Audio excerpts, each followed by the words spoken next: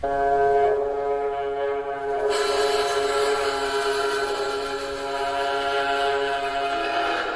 future. The polar ice caps have melted, and the Earth lies beneath a watery grave. Those who survived have adapted to a new world. What did you see out there in the 15 lunars? Such as? An end? An end to all this water?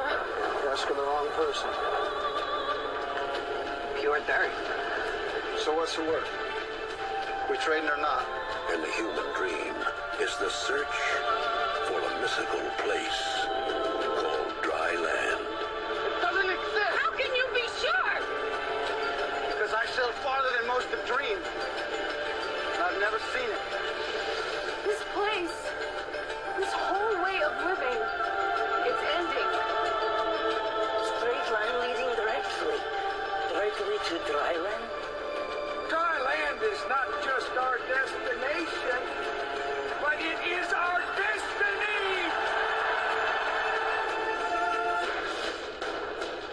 Universal Pictures presents a world unlike any you have ever seen.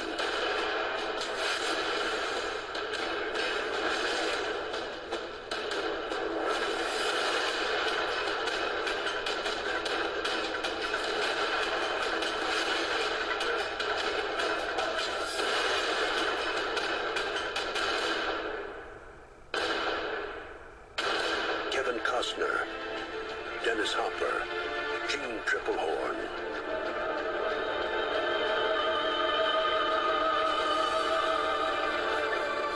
Waterworld.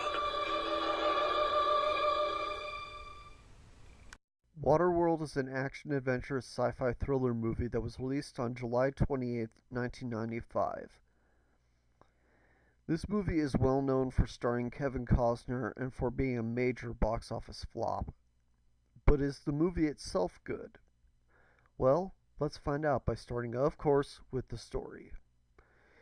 In the future, the polar ice caps have melted, and now the world has almost nothing but water. But humans have made contraptions and boats that allow them to survive on water. After escaping a man called Deacon, Mariner must help a woman named Helen and a young girl named Enola, even if he doesn't want to. I think this is a decent story. First of all, the idea of a society that functions entirely on water is fucking genius. It also makes for a fucking amazing atmosphere and rich visuals, but more on that later. Mariner is a pretty good character, although he sometimes gets pissed off for no good reason. Like when Enola breaks one of the rules for the first time, he gets really pissed. That was really unwarranted. Helen even says that Enola just met him and she would not know that you weren't supposed to do that. This makes Mariner seem like a dickhead, until Mariner eventually he starts to tolerate Helen and Enola a little more, and even gets romantically involved with Helen. Ultimately, it makes the story much better, and you almost forget that part. Helen and Enola have a interesting dynamic.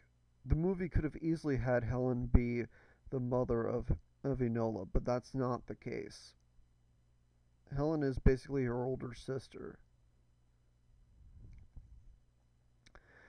I will admit the story could have been a lot better, but I will say it inspired me enough to make me want to write a short story with a similar concept.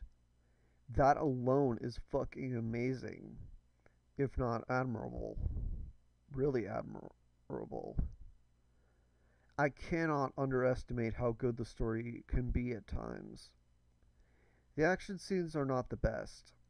While there is a handful of explosions, which are pretty fucking satisfying, the rest of the action is surprisingly underwhelming. It can be a little too slow at times, and there's not much actual fighting. Even with guns or any other weapon. I will say the action is much better than the action in Last Action Hero or hell, even Skyline. Alright, time for the production values. The cinematography is fucking beautiful. It creates visuals that really immerse you into a world full of water. The editing is pretty good. The music is great, and even has some watery music thrown in there, which is a major fucking plus. The sound is good, and the sets are also pretty good.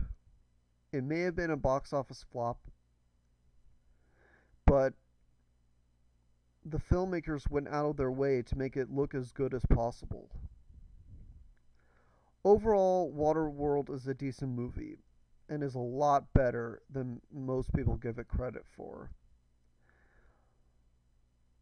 It has a creative story, great production values. However, it has a great story and great production values. However, the story is creative, but not the greatest story I've ever seen. In fact, it's far from it. Also, the action scenes were kind of disappointing. But I will say, this movie gives you a unique experience that takes you to a one hell of an imaginative world. I give Waterworld 3 out of 5 stars, with the title of Worth Watching. Anyway, I'm Spike Robot. Thank y'all for watching, and take it easy.